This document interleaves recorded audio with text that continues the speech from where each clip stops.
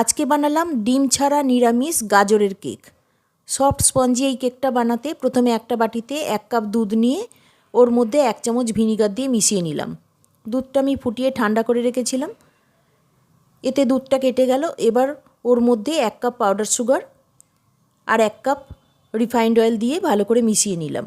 প্রতিটা উপকরণ দিতে হবে আর ভালো করে মিশিয়ে নিতে হবে। মেশানো হয়ে গেলে 1 কাপ সুজি দিয়ে আবারও মিশিয়ে মিনিট 5 রেখে দিলাম।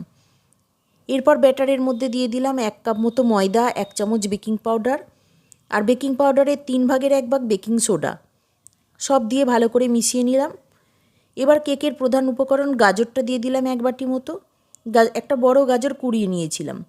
সব মেশানো হয়ে গেলে 1 চিপি ভ্যানিলা এসেন্স দিয়ে মিশিয়ে নিয়ে ব্যাটারটা কেক টিনে ঢেলে মাইক্রো ওভেনে কনভেকশন মোডে 180 ডিগ্রিতে 30 মিনিট বেক করে নিলেই রেডি।